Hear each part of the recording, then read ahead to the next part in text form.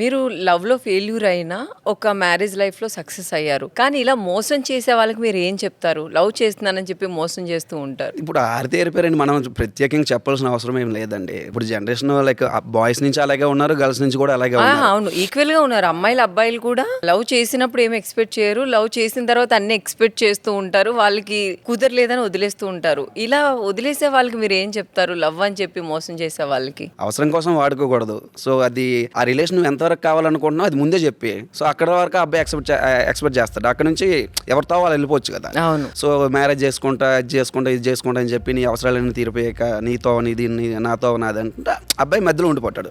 So ఆ విషయంలో opposite గా అమ్మాయికైనా అబ్బాయి కావచ్చు, ఎలా అయినా సరే. సో నీ మీద ఇన్ని రోజులు రిలేషన్లో ఉంటాను, లేకపోతే నీతో ఇంతవరకు నేను మూవ్ ఆన్ అవుతాను, సో నీకు నాకు మ్యారేజ్ అయితే సెట్ అవ్వదు, ఇలా ఉందాం, నీకు ఓకేనా, అలా అనుకున్న మూవ్ ఆన్ అయితే ఇంకా రెండో టెన్షన్ ఉండదు కదా. ఉండదు. కానీ ఇప్పుడు ఉన్న జనరేషన్లో ఇంకా చాలా దారుణాలు అంతే చూస్తున్నాం కదా. మా ఫ్రెండ్ సర్కిల్లో కూడా జరిగినాయా మీ ఫ్రెండ్ సర్కిల్ ఇలాంటిది ఏదైనా రీసెంట్ సందర్భాల్లో ఇలా లవ్ ఫెయిల్యూర్ అవ్వాలి? చాలా జరిగాయి. అంటే అమ్మాయిలకి ఎక్కువ లవ్ ఫెయిల్యూర్ అవుతుందా, అబ్బాయిలకి ఎక్కువ లవ్ ఫెయిల్యూర్ అవుతుందా? ఇప్పుడు అబ్బాయిలకి ఎక్కువ ఉంది కదండి. అసలు ఎందుకు అవుతుంది ఇదంతా? స్టార్టింగ్ లో ప్రేమ కావాలనుకున్నప్పుడు ఇది సరిపోతుంది అనుకుంటారండి, అది కొంచెం ముదిరాక ఇది చాలదు అంటారు. అంటే లైక్ ఇదే మీన్స్ లైక్ అదే ఇప్పుడు రీసెంట్ మా ఫ్రెండ్ విషయంలోనే 7 years లవ్ అండి. 7 years లవ్. అది ఆడి జీవితంలో జరిగింది, నా జీవితంలో కూడా లైక్ కొన్ని కారణాలు అలా జరిగింది. సో ఆ టైంలో షార్ట్ ఫిల్మ్ తీశాను, నేటి డ్రైవర్ ఆవేదన అని. సో ఇప్పుడు దాని కాస్త ఒక సినిమా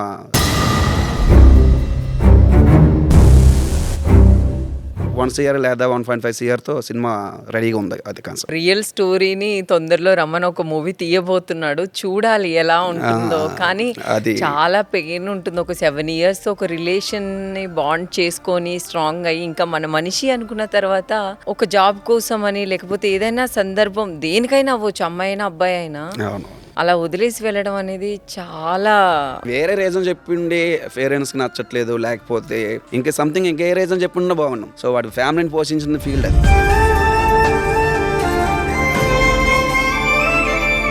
ప్రతి అబ్బాయికి ఉంటుందండి, చదవాలి, మంచి ఉద్యోగం చేయాలి, సో బంగారం లాంటి అమ్మాయిని పెళ్లి చేసుకోవాలి, జీవితం హ్యాపీగా లీడ్ చేయాలని ప్రతి అబ్బాయికి ఉంటుంది. కానీ ఆ డ్రైవర్ అవుతున్నాడు అని దేనికి అవుతున్నాడు? కొన్ని పరిస్థితులు ఆయన డ్రైవర్గా మారుస్తాయి, ఇంట్లో ప్రాబ్లమ్స్ ఆయన డ్రైవర్గా మారుస్తాయి. ఎవరు కావాలని స్టీరింగ్ పట్టుకోరు కదా. నీకు తెలిసిన ఒక స్టోరీ చెప్తేనే మనకి ఇంత కనెక్ట్ అయింది, కానీ ఈ భూమి మీద ఇలాంటి స్టోరీలు ఎన్ని ఉన్నాయో. ఒక అమ్మాయి కానీ ఒక అబ్బాయి కానీ ఇలాంటి ఫేస్ చేయకూడదు. ఒక బంధం స్ట్రాంగ్ గా ఉండాలి అంటే ఎలాంటి ఉండాలి, ఎలాంటి ఉండకూడదు. ఒక ఫ్రెండ్స్ కావచ్చు, లేకపోతే లవర్స్ కావచ్చు, ఇంకా ఏ రిలేషన్ అయినా కావచ్చు. ఇప్పుడున్న జనరేషన్ లో ఎంత మంచి బాండింగ్ అయినా ఇడిపోతుందంటే దానికి మెయిన్ రీజన్ ఈగో. అది ఉండకూడదు. రీసెంట్ టైంలో మా పక్కనే జరిగింది అనమాట. 3 or 4 times కాల్ చేసాడు, ఫోన్ ఎత్తలేదు అనేసి తను సూసైడ్ దాకా వెళ్ళిపోయింది అనమాట.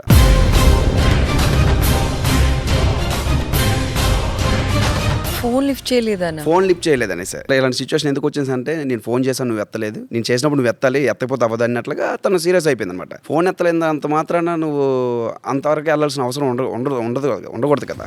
సో ఒక నమ్మకం అనేది ఉండాలి. సో ఫోన్ ఎత్తలేని టైంలో అతను ఏదో వేరే వాళ్ళతో ఉన్నట్లుగా, సో ఇంకేదో చేస్తున్నట్లుగా తినే ఊహించేసుకొని ఏదో over thinking like over thinking కూడా రిలేషన్ కి చాలా డేంజర్. నిజంగా ఓవర్ థింకింగ్ కూడా ఉండకూడదు, నమ్మకం అనేది ఉండాలి.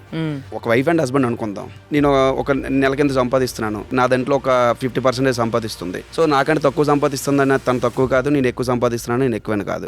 అలాంటి బాండింగ్ ఒక ఎగ్జాంపుల్ చెప్పాలంటే, ఉన్నోడు దీపాన్ని నెయ్యి వేసి దీపం వెలిగిస్తాడు, సో అది కొంత వెలుగునిస్తుంది. లేనివాడు ఆముదం వేసి దీపం వెలిగిస్తాడు, అది కొంత వెలుగునిస్తుంది. సో అక్కడ నెయ్యి ఆముదం వేరు కానీ వెలుగు మాత్రం ఒకటే. అంటే ఆ వెలుగుతో మనం పోల్చుకోవాలి. సో నువ్వు ఎక్కువ తక్కువ అనుకొని మనం అనవసరంగా లేనిపోయినవన్నీ కూడా మనం క్రియేట్ చేసుకోకూడదు. సో ఎప్పుడు కూడా దీపంలా వెలిగితే ఆ జీవితం చాలా బాగుంటుందని నా ఇంటెన్షన్ అంతే. అంటే ఎక్కువ నువ్వు ఎక్కువ నేను తక్కువ అలా ఉండకూడదు. సో నమ్మకం అనేది చాలా అవసరం. అంటే బేసిక్ గా ఓపిక ఉండట్లేదు అంటావా? ఈ జనరేషన్ లో అస్సలు ఉండట్లేదు, అసలు టూ మచ్ గా జరుగుతూ ఉన్నాయి కదా. నువ్వెంత అంటే నేనెంత అంటే నువ్వెంత. ఇక్కడ నేను ఈవెంట్కి వచ్చేటప్పుడు ఒక అతను నాకు బస్సులో నా పక్కనే కూర్చున్నాడు. ఆయన ఎవరో కూడా నాకు తెలియదు. నేను ఇన్స్టాలో ఇలా స్క్రోల్ చేస్తుండగా ఏదో ఒక పొలిటికల్ ఒక న్యూస్ వస్తే సంథింగ్ ఆ న్యూస్ కోసం మాట్లాడాము. కట్ చేస్తే ఆయన ఒక మాట చెప్పాడు అనమాట. ఈ ఇన్స్టా వచ్చింది కానీ అంత దారుణం అని ఏమైందన్నా అని అడగా. ఈ ఇన్స్టా ప్రపంచం వచ్చిన తర్వాత నా పిల్ల అంటే వాళ్ళ భార్య వాళ్ళ వైపు ఆ ప్రపంచంలోకి వెళ్ళిపోయిందంట. ఇలాగంటే ఫేమస్ అయిపోలే, ఇలాగంటే హైలైట్ అయిపోలే, ఇలాగంటే అయిపోలే, అవన్నీ మన వల్ల ఎలా అవుతుంది అన్న అని ఆయన బాధపడుతున్నాడు అనమాట. అంత మాత్రానికి 14 నెలల పాప ఉంది, వదిలేయమంటుంది నన్ను.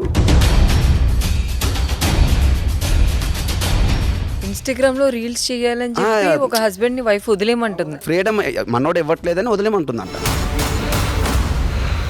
14 నెలల పాప ఉందన్నా, నేను ఎలా వదిలేస్తానన్నా, వీళ్ళకి ఎప్పుడు అర్థం అవుతుంది నాకు ఇది అర్థం కావట్లేదు అని ఆయనంతలో ఆయన ఆయన ఎవరో నాకు తెలియదు. అలా ఉంది ఇప్పుడు సమాజం. ఏం చేస్తా అంటే ఒక అబ్బాయి ఒకటి చెయ్యొద్దు అన్నాడంటే ఆలోచించాలి. ఎందుకు చెయ్యొద్దు అన్నాడు, చేస్తే దానివల్ల ప్రాబ్లమ్స్ ఏమొస్తాయి మనం ఆల్రెడీ చూస్తున్నాం కదా రీసెంట్ గా. చేయలేనంత మాత్రాన లైఫే లేదనుకోవడం కూడా అది కరెక్ట్ కాదు కదా. ఇప్పుడున్న జనరేషన్ కి చాలా కోరికలు కూడా ఎక్కువైపోతున్నాయని వింటున్నాను నేను. అది నిజమే అంటావా రమణ? కోరికలు ప్రతి జనరేషన్ లో ఉంటాయి కానీ కాకపోతే ఇప్పుడున్న కోరికలు ఏ జనరేషన్ మళ్ళీ వస్తాయో రావతికి కూడా తెలియదు. అలా ఉన్నాయి అనమాట. ఇప్పుడు కాకమ్మ కోరికలు అంటారు కదా, అలా అయిపోయాయి అనమాట. ఇప్పుడున్న సోషల్ మీడియా ఇప్పుడున్న వాళ్ళకి ప్లస్ అవుతుందా, అది మైనస్ అవుతుందా? మంచిగా వాడుకుంటే ప్లస్ అవుతుందండి. దాన్ని మితిమించిపోతే ఎవరికైనా అది చెడు కింద వెళ్తుంది. నాకు తెలిసి మంచి కంటే చెడు ఎక్కువ ఉంది ఇప్పుడు సోషల్ మీడియా. అందులో మొహమాటమే లేదు. సో కొన్ని ప్లాట్ఫామ్స్ మనమేంటో ప్రూవ్ చేసుకోవడానికి మనం వాడుకోవాలి తప్ప కానీ. సో అది చాలా రాంగ్ త్రూ వెళ్తుంది. అది ప్రేమించే జనరేషన్ అంతా ఒకప్పుడు సూసైడ్ చేసుకుంటారు, లేకపోతే వాళ్ళని వీళ్ళు చంపేస్తారు, వీళ్ళని వాళ్ళని చంపేస్తారని ఒకప్పుడు వినేవాళ్ళం. ఇప్పుడు పెళ్ళైన వాళ్ళు కూడా హస్బెండ్ ని చంపేయడం, వైఫ్ ని చంపేయడం జరుగుతుంది కొన్ని రిలేషన్స్ వల్ల. ఇప్పుడు ఆల్రెడీ చాలా న్యూస్ చూస్తున్నాం. అలాంటి వాళ్ళకి మీరు ఏం చెప్తారు? ఇప్పుడు ఇంత ముందు ఏంటంటే మ్యారేజ్ అనేది చాలా పవిత్రమైనది. విడాకులు అనేది ఎక్కడో రేరు, ఎక్కడెక్కడో వచ్చేది. ఇప్పుడు మ్యారేజ్లు ఎన్నైతే అవుతున్నాయో రోజుకి విడాకులు కూడా ఎన్నో అవుతున్నాయి. సో అదేదో ఇష్టపూర్వకంగా విడిపోతే హ్యాపీ. కొన్ని రోజులు ట్రావెల్ చేశారు మ్యారేజ్ అయిన తర్వాత. సో నీ వల్ల ఇష్యూస్ వచ్చిందో లేదా నా వల్ల ఇష్యూస్ వచ్చిందో ఒకరికొకరు మాట్లాడుకొని నీ తోవ నీది, నా తోవ నాదని, లైక్ సిస్టమ్ ప్రకారంగా మనం వేరైపోతే హ్యాపీ.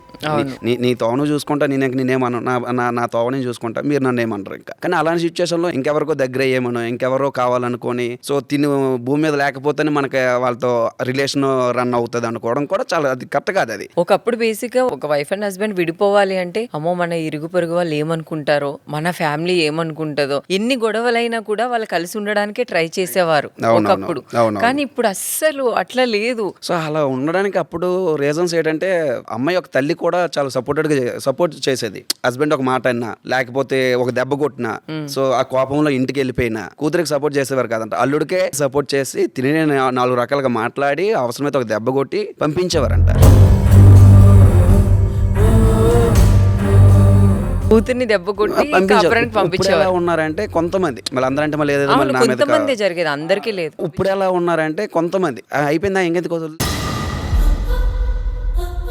ఆడు అనుకుని వెళ్ళావు, ఇప్పుడు నీకేదో అడేటంటే నీకు తెలిసింది కదా, ఇప్పుడు వదిలే అన్నట్లుగా ఇప్పుడు కొంతమంది చాలా మంది పేరెంట్స్ కూడా ఇప్పుడు అలాగే ఉన్నారు. కానీ తర్వాత ఆడపిల్ల ఎక్కడికి వెళ్తుందని ఆలోచించాలి కదా. ఎన్ని రోజులు ఇంట్లో కన్నూరు ఇంట్లో ఎన్ని రోజులు ఉంచుకుంటారు. ఇంకోటి ఏంటంటే రీసెంట్ గా ఇన్స్టాలో ఒక వీడియో కూడా చూసా.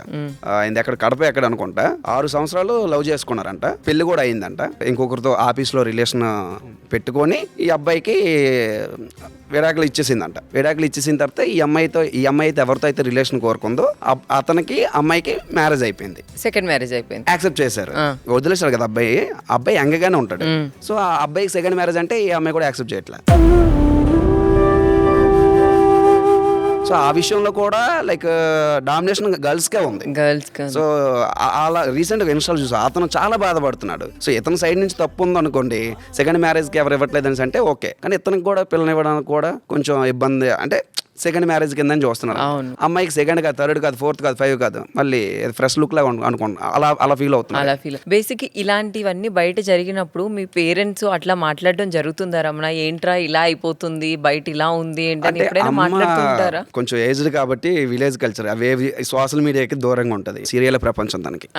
అంతే, ఇలాంటివన్నీ మీ ఫ్యామిలీకి తెలియదు. అప్పుడు ఉన్న వాళ్ళకి ఫోన్లు ఏంటో తెలియని వాళ్ళు చాలా హ్యాపీగా ఉన్నారు. అవునవును. ఫోన్ ఎంత వరకు వాడతారు? నా బిజినెస్ ఇంకా ఫోన్ లోనే ఎవరు నాకు ఈవెంట్ కాల్ చేయడం కానీ, లేకపోతే సాంగ్స్ కోసం కాల్ చేయడం కానీ, మంచి ప్రాజెక్టులు వచ్చిన మెయిల్స్ కానీ అందులోనే వస్తాయి. కాబట్టి ఫోన్ ఇక పట్టుకునేటప్పుడు కూడా మా ఇద్దరికి చిన్న ఇష్యూస్ వస్తుంటాయి.